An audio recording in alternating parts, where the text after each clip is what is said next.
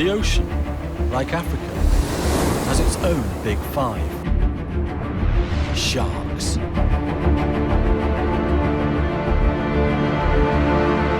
Shark. There are few words that have such attention-grabbing power. The most feared is the great white.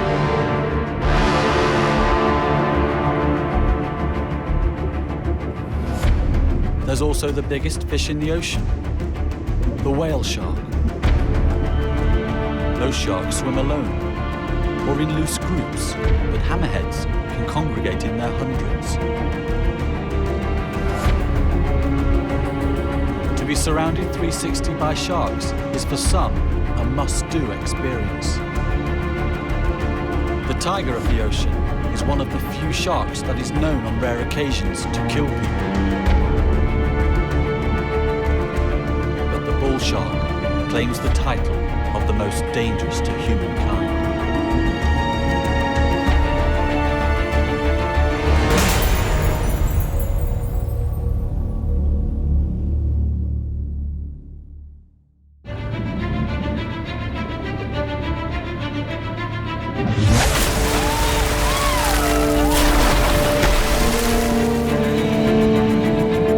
At up to 6 meters long and the biggest predatory fish in the ocean, this is the shark many crave to see, yet hope never to meet unexpectedly.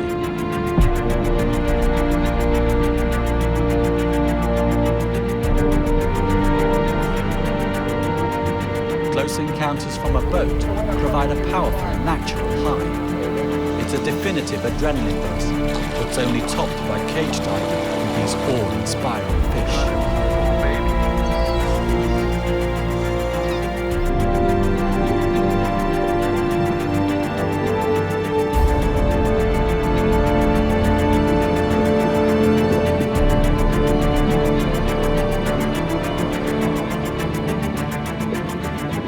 Freediving, the ultimate experience, is only for professionals who know the lie of the ocean floor and which sharks are relatively safe to swim with. Remarkably, scientists have found each one has a different character. Some are shy and cautious, others bold and confident. The fact that freediving is possible at all shows that the propaganda surrounding great whites, generated originally from the infamous film Jaws, is largely unfounded.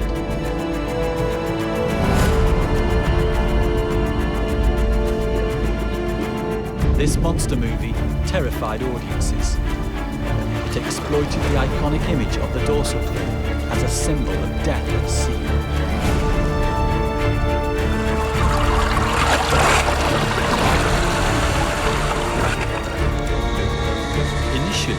The impact of the film had tragic consequences for great whites and many other shark species.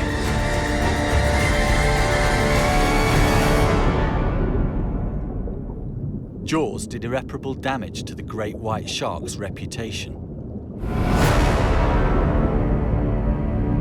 Every time there's another shark attack, panic reactions and hyped press coverage reinforce the old stereotype. Killing sharks was regarded as ridding the sea of a pestilent menace. But sharks have been in the ocean for 400 million years. They deserve our respect and to be better understood.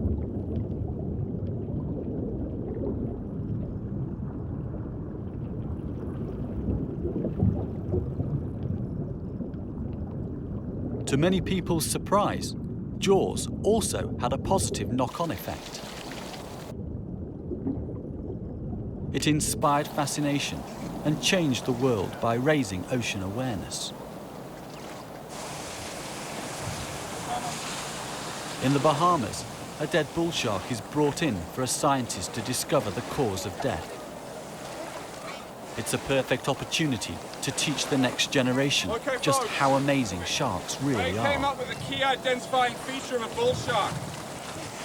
Where this dorsal fin comes in is directly in line, if not posterior, to the back of the pectoral fin. 50 years ago, it was extremely hard to get funds to study sharks. Tom and I were talking about this the other day. Now, the world is hungry for information about them. in bull sharks is very limited.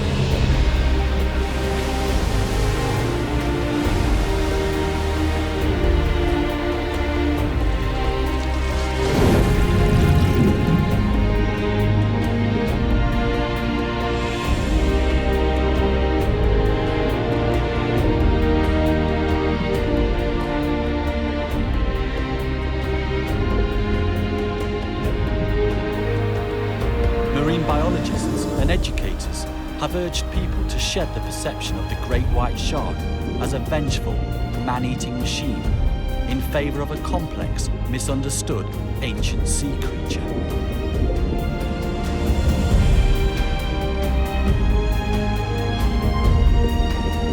Great white sharks are not wanton killers, and in fact, they don't want to eat humans at all.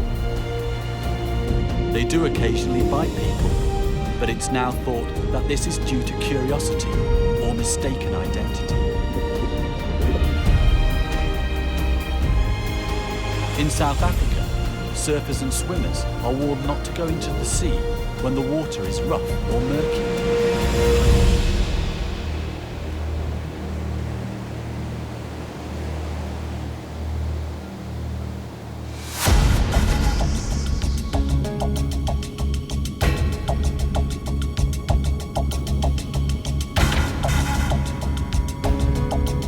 When they can't see clearly, great whites are thought to mistake the outline of a swimmer or surfer for seals, their natural prey.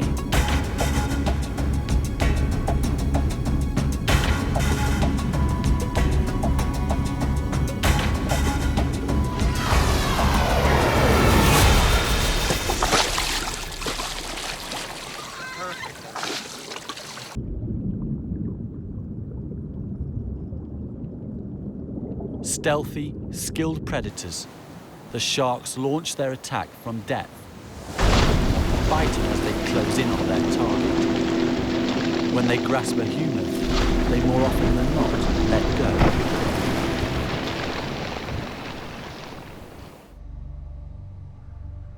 The triangular serrated teeth of the great white are efficient cutting tools for biting large chunks from mammalian prey.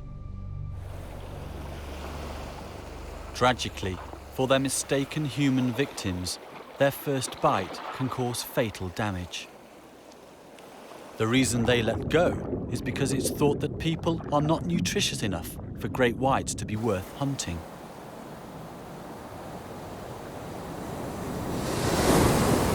Seals and sea lions are the mainstay of an adult's diet.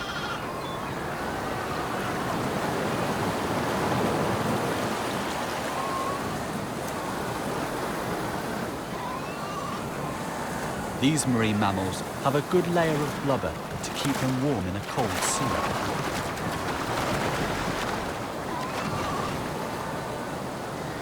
Fat produces twice the energy of muscle, so it's an ideal food for these sharks.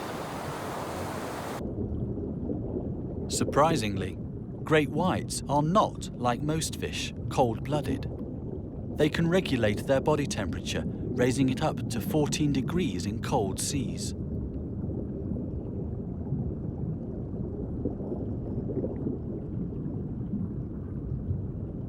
Being relatively warm-blooded is one of the factors that have allowed great whites to inhabit temperate waters that are too cold for many other shark species. A warm body allows the shark's muscles to work more efficiently, and it is this that enables them to produce bursts of energy needed to catch their prey.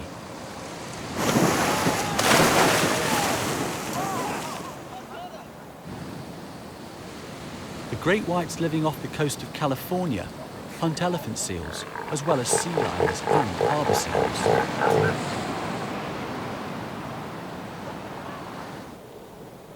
Off the coast of South Africa, here near Cape Town, they target Cape fur seals. The common name, white shark, is a misnomer. Although the shark does present a striking white belly when hauled out of the water, it's more slate grey than white. An adult swimming close to the seabed is well camouflaged and hard for a seal to spot from above. Unable to see them, but knowing sharks may be below, adult seals travel fast. They present the great whites with a speeding objective that is hard to target.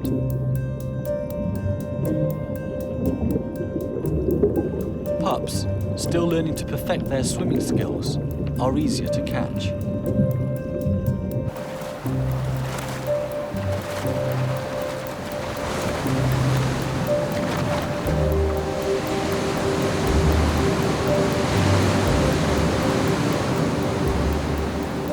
Seal milk is rich.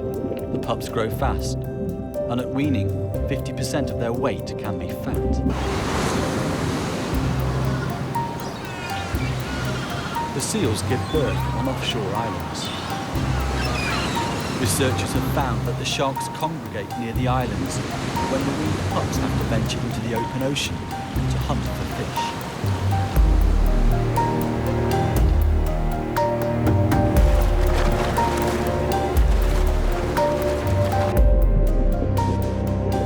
Great whites are thought to grow about 25 to 30 centimetres a year, so need rich food to enable them to achieve this. The young seals are not yet fast or proficient swimmers. They can't hold their breath underwater for long, and their high fat content makes them buoyant. They have no experience of sharks and haven't learned how to evade an attack.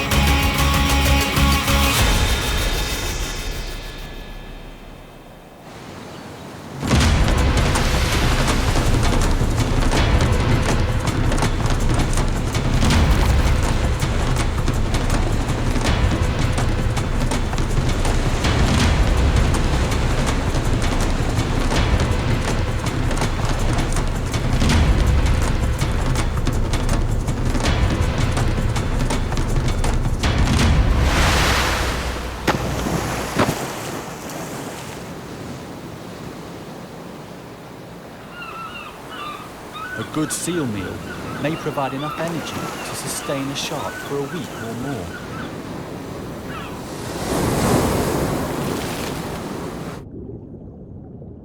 The sharks themselves bear the unmistakable tooth marks of their own kind. The subordinates get put in their place with bites from dominant individuals. Great whites are mavericks among sharks. They have colonized cold temperate waters where seals are abundant. By gorging on seal fat, the shark derives thermal energy from the same insulating tissue that keeps its prey warm.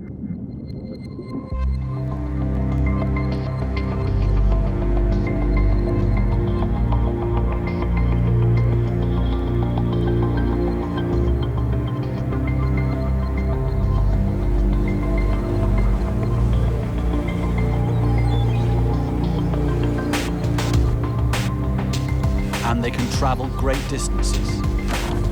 Research has shown that sharks from California can swim to Hawaii and back. Another tagged in South Africa showed up in Western Australia. There's new information about their movements and habits off the coast of South Africa. Young great whites swim along the coast, hunting bottom-dwelling fish. Once they grow a little bigger, they eat bigger fish like mackerel, tuna, and bonito. Only when they reach about 3 meters long do they start feeding on seals and sea lions. Tagging research has shown that great whites come inshore much more frequently and much closer to people than anyone had previously suspected. The very small number of attacks by great whites again suggests that people are not on their menu. Adults are now known to rest inshore where there is a slack in the current or tide. An open water species, great whites generally avoid kelp forests.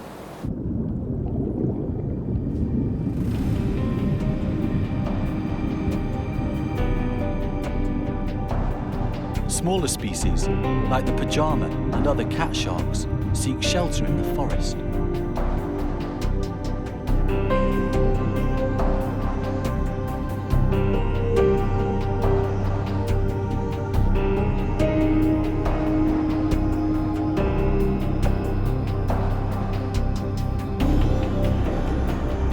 Seven-gill sharks also frequent the kelp. Although they hunt the smaller species at night, there seems to be an uneasy truce as they rest in the forest during the day.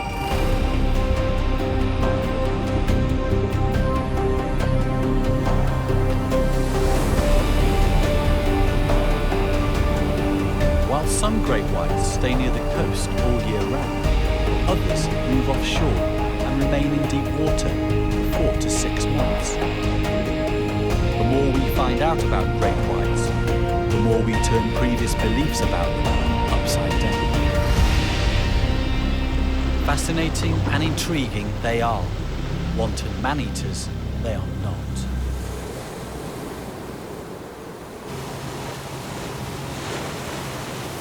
Even so, people should be wary of all big sharks.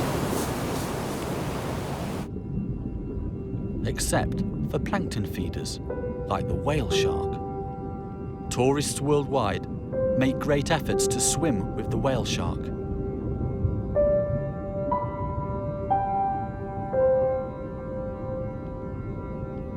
Despite being the world's largest fish, it is no threat to us.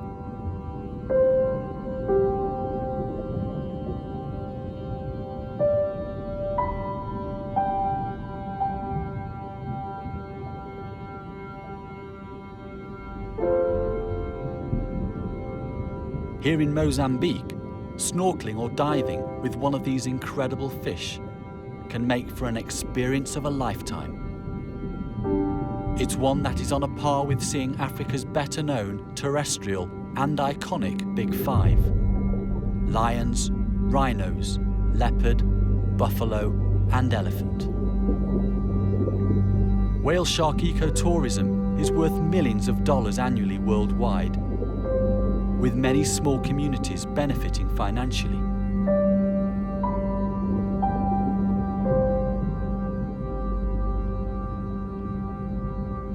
Practically nothing was known about the biology of this shark up until about 15 years ago.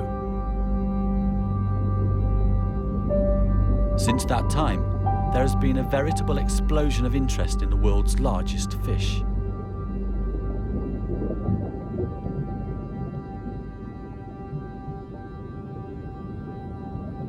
A fish, not a mammal, the whale shark originated about 60 million years ago. It can reach up to 14 meters and probably live up to 100 years old.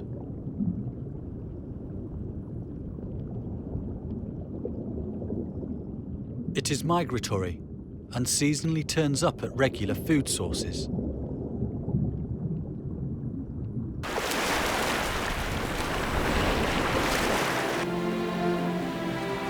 Between November and January every year, off the coast of Djibouti, at the Horn of Africa, hundreds of mainly male juvenile whale sharks gather to feed. Offshore upwellings enrich surface waters. This phenomenon triggers plankton blooms that in turn can initiate a spectacular gathering of giants. It's obvious that these sharks are all young, as the tails of juveniles have larger upper than lower lobes. The spots and patterns are unique to each individual. Photographic records enable scientists to count populations and assess which sharks return each year. Very similar spot patterns support the idea that some sharks may be litter mates. The Djibouti aggregations are exceptional in that they contain the smallest whale sharks found in the world, some only 2 meters long.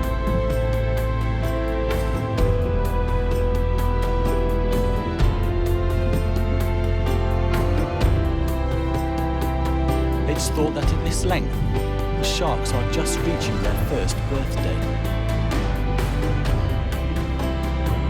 Where they are born and spend their first year of life is unknown.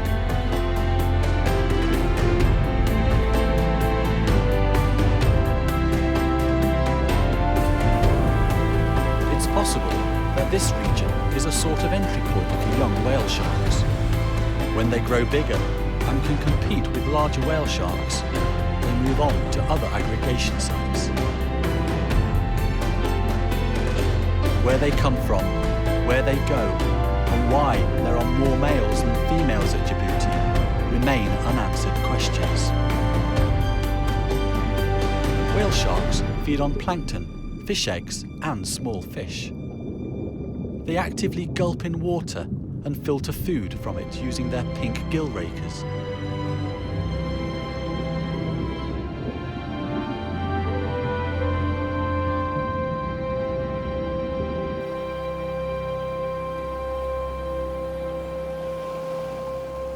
The sharks feed day and night, maximizing their intake when food is available.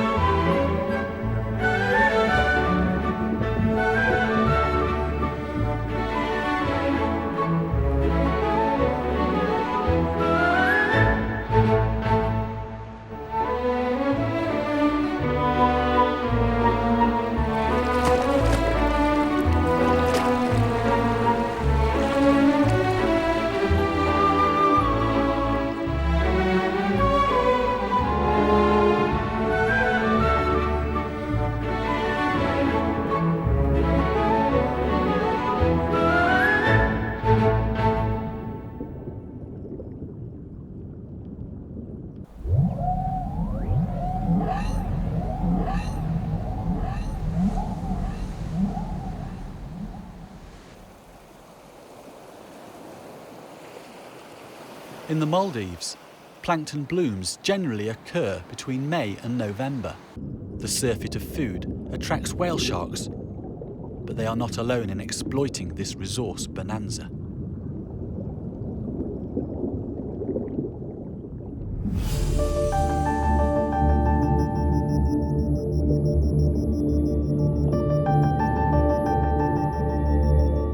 Spectacular feeding trains of hundreds of manta rays glide by in a steady stream.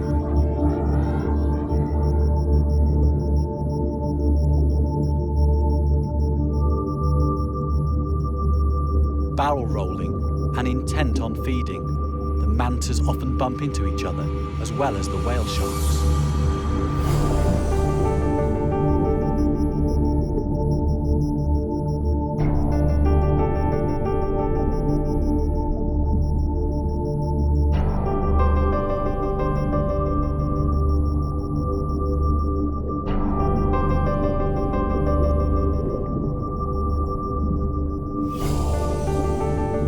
plankton sinks to the seabed, the mantas bottom feed, turning their cephalic lobes outwards rather than inwards to maximise the flow through their gill rakers.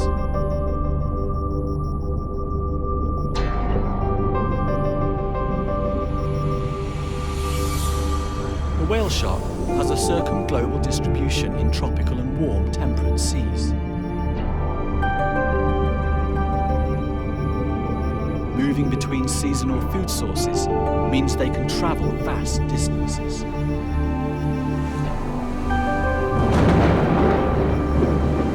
The longest recorded whale shark journey spanned 13,000 kilometres and took over 36 months.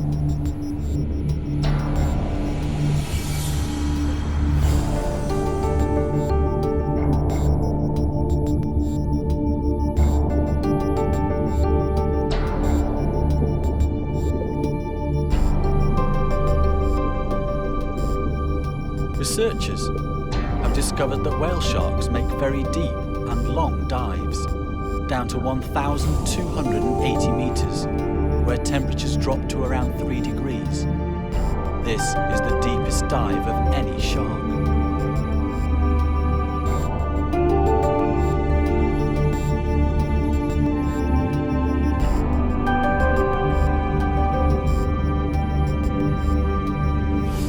Tags that record depth and acceleration have revealed that deep dives may make travelling long distances more efficient. The sharks glide deep down and then gently beat their tails and ascend at a very shallow angle. In this way, the whale sharks travel a maximum range with minimum energy expenditure. Once back at the surface, they rest and warm up. They cannot regulate their body temperature to the same degree as great whites. The secret life of this colossal yet elusive giant is very slowly beginning to be unravelled, but there is still so much to discover.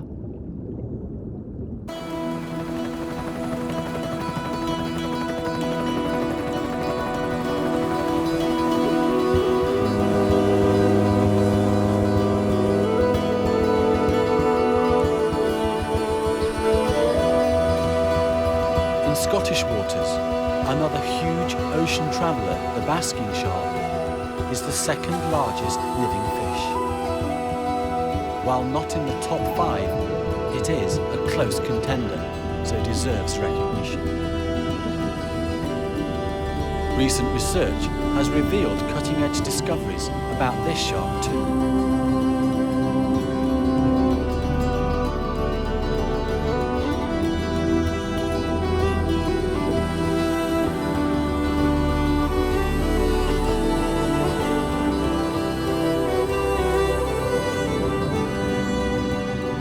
In contrast to the whale shark, the basking shark is a passive feeder that is unable to pump water across its gills.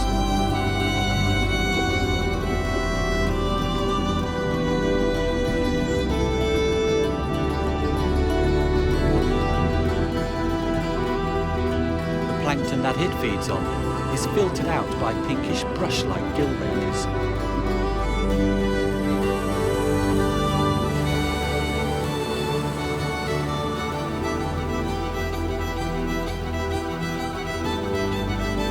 Every so often, it closes its jaws and gulps 3 to 5 times to swallow.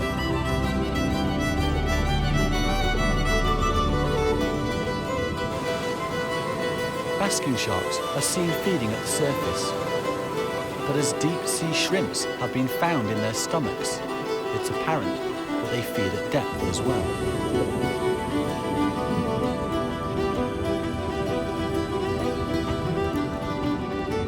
A feeding basker can filter up to 2,000 tons of water per hour.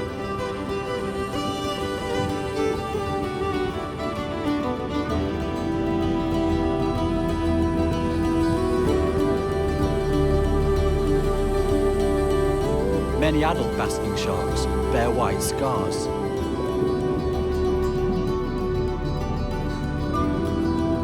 Those on the pectoral fin may be due to the male biting the female in a mating embrace.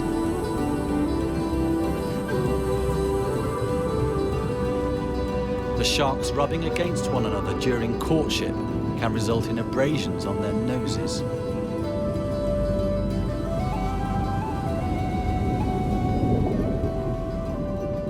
Below the caudal fin on the back of this shark are some long white scars caused by lampreys.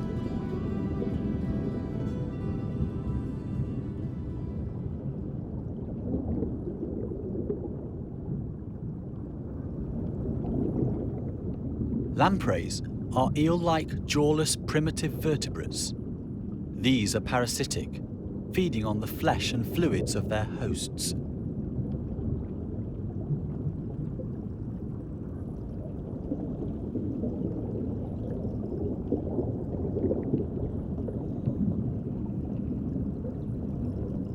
While lampreys may be an irritation, they are not the reason for the basker's dramatic decline.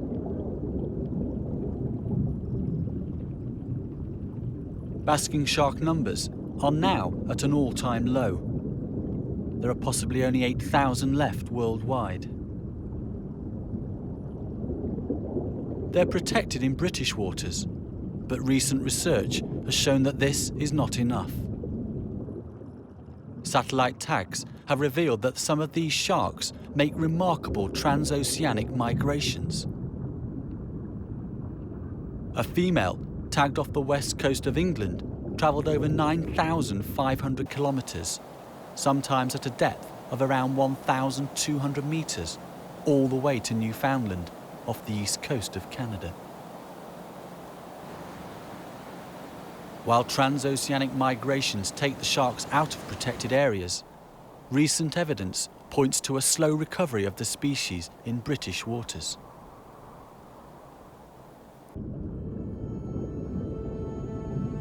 No such positive story for the scalloped hammerhead. Their numbers have recently plummeted, a tragedy not only for the sharks, but for the people whose dream it is to swim with them.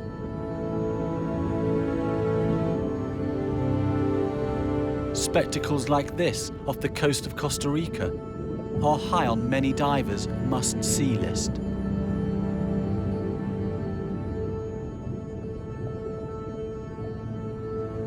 Hammerheads have long been regarded as dangerous, but it's been found that these sharks generally do not attack unless provoked, and there have been no fatalities.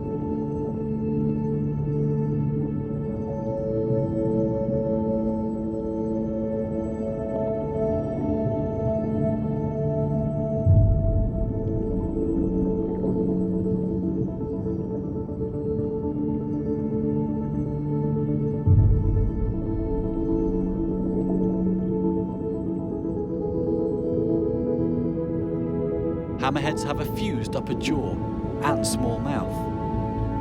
They're not adapted for prey the size of humans, but to grab fish, squid, octopus, and crustaceans.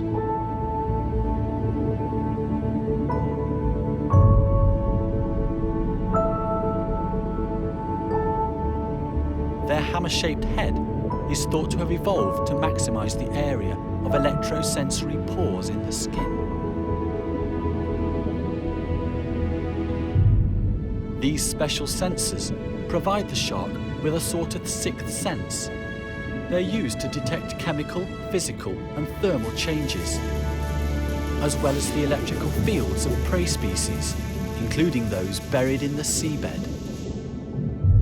The hammer shape allows these sharks to scan significantly larger areas than other shark species.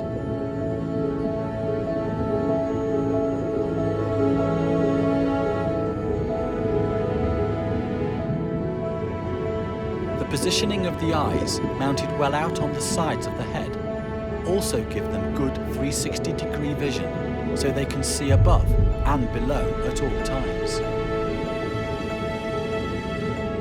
Just like humans, scalloped hammerheads can get a suntan.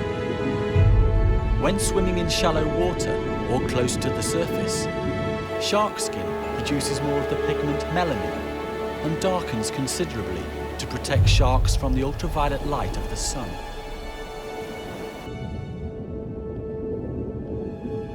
Recent research revealed that these hammerheads congregate in schools near seamounts or underwater mountains by day.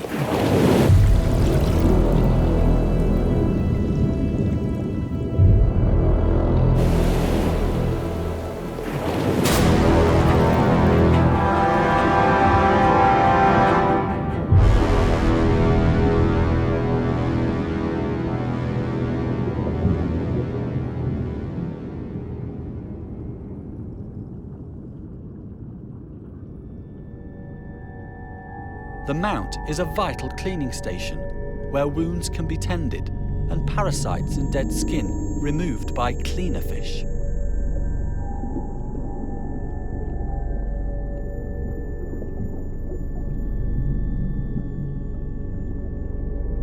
The sharks invite the cleaners to them by floating or swimming slowly just above the mound.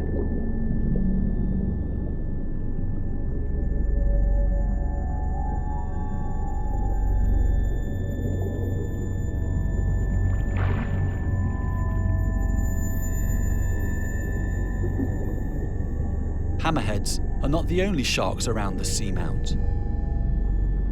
Threatened white-tip reef sharks rest in sheltered crevices. These small sharks can suck water into their mouths and pump it out over their gills to breathe. Unlike the hammerheads, they can remain stationary to sleep during the day.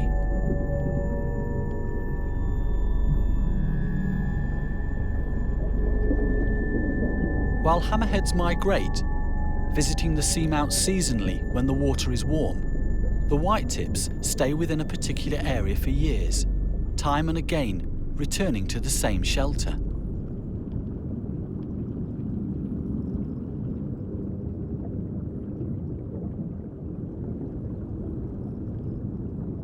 Why hammerheads should swim in schools was a mystery.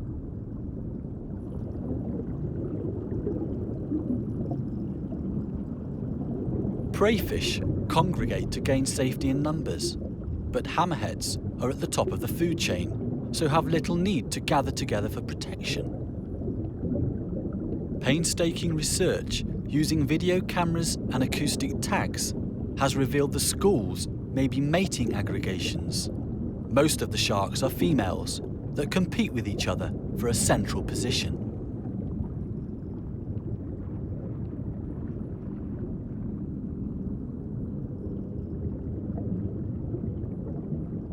Males select mates from those around the core, and then the pair leaves to mate in seclusion.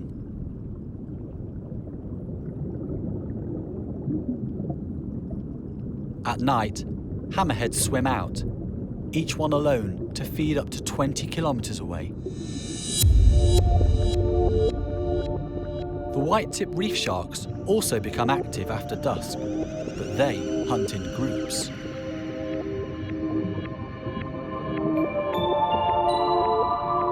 Their elongated bodies allow them to wriggle into crevices and between rocks to flush out hidden prey.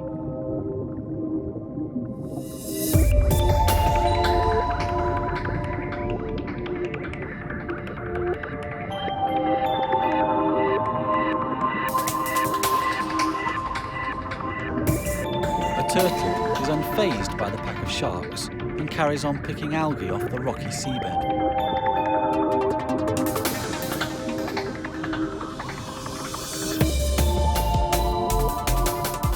Sharks are after smaller prey, like crustaceans and sleeping fish.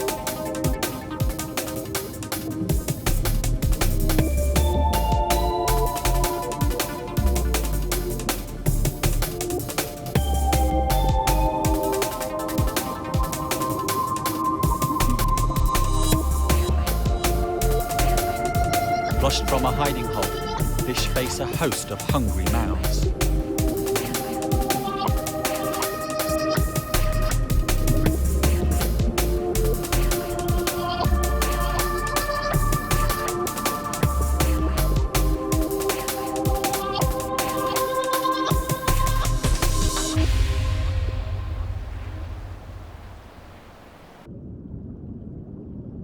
Communal life is not for all sharks.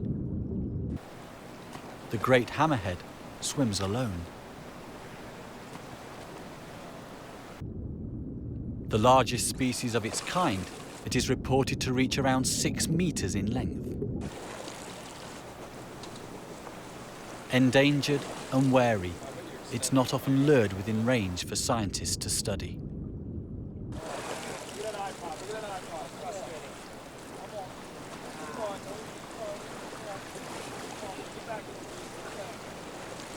Although potentially dangerous, it rarely attacks humans. It sometimes behaves inquisitively towards divers and, like all large sharks, should be treated with respect.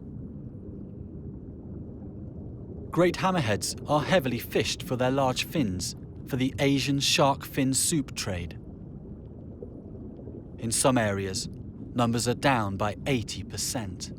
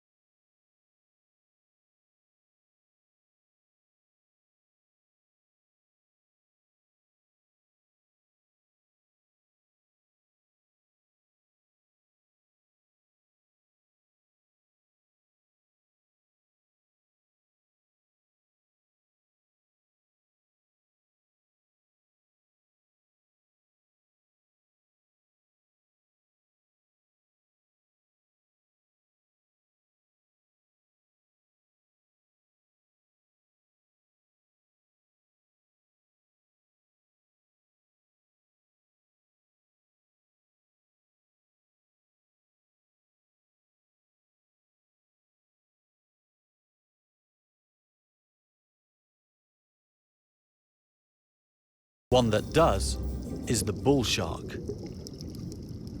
This large predator is just as at home in deep seas as it is in shallow coastal waters. People enter its domain on a daily basis. This close proximity to humans and the shark's bold, inquisitive and fearless nature make it the most dangerous of all sharks. It's thought that it was probably bull sharks, not great whites, that caused the deaths of the 5 people bitten and killed in 1916 that sparked the story of Jaws. Bull sharks get their name from their short, blunt snout, as well as their pugnacious disposition and a tendency to headbutt their prey before attacking.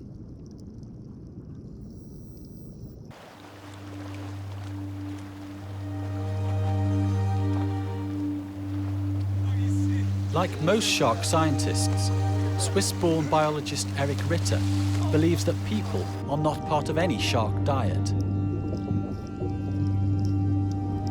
Even with bulls, it's a case of victims being in the wrong place at the wrong time. To prove his point, Eric waded into bull shark-infested shallows.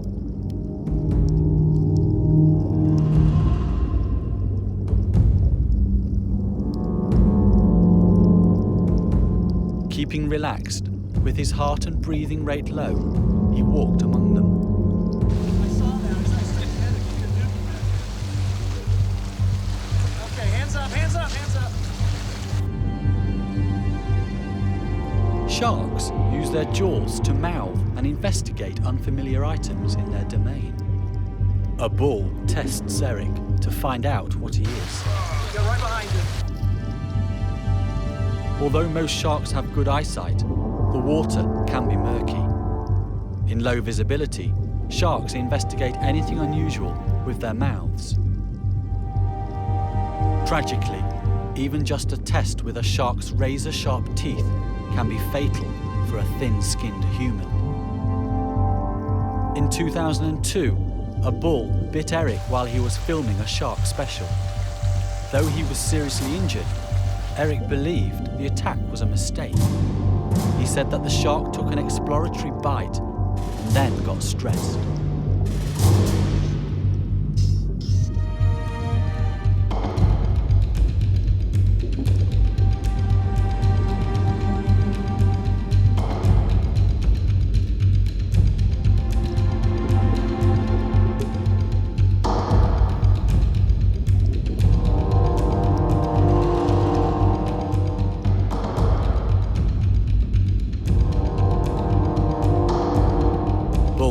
Make no such mistakes when taking chunks out of manta rays. At first, it was thought that great whites were biting the rays' wings. When in doubt, blame great whites. Research into bite size and jaw shape has revealed that the mantas are most likely being bitten by bull sharks.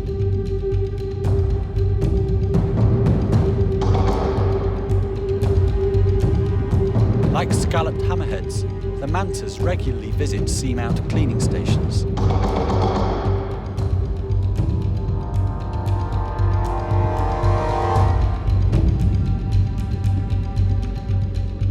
Keeping the wound edges clean probably stops the spread of infection. No one knows where or when bull sharks target these rays.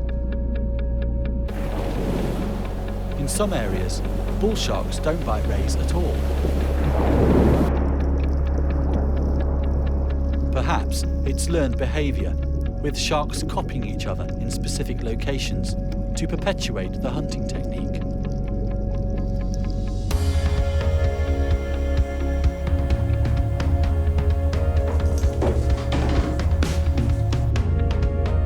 For an ultimate shark encounter high, Shark Reef off Pacific Harbour in Fiji is a top destination. Here, people can dive with bulls and 7 other shark species. To attract the sharks, local divers collect fish heads and offal from a fish factory. The bait is lowered into place in wheelie bins.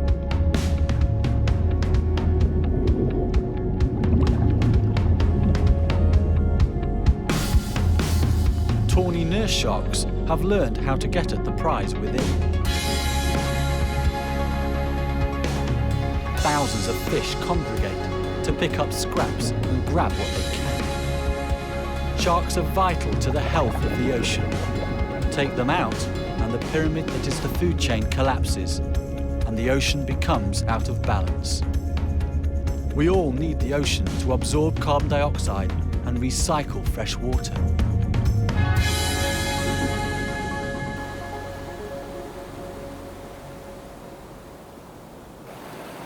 The sea needs its top predators.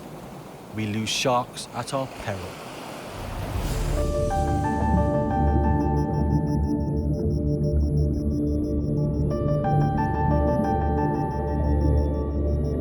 It may seem foolhardy to hand-feed bulls, but the Fiji shark divers know how to work and swim with them safely. The sharks are conditioned through food rewards to approach only from one side and to take food from one particular diver, identified by their different coloured hoods.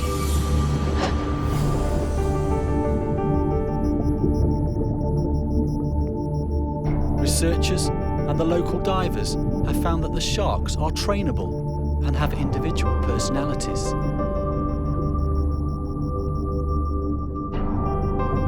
The feeders know which ones are very gentle and which ones need reminding of their manners occasionally.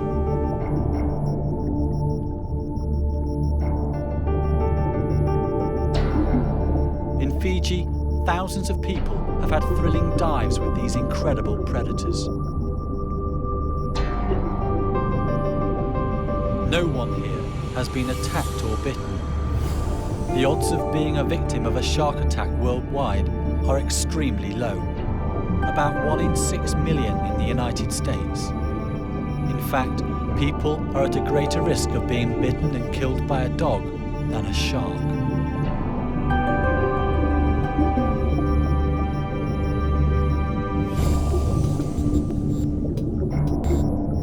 The opportunity for such close encounters like this with bull sharks is a truly amazing experience. An ultimate shark high.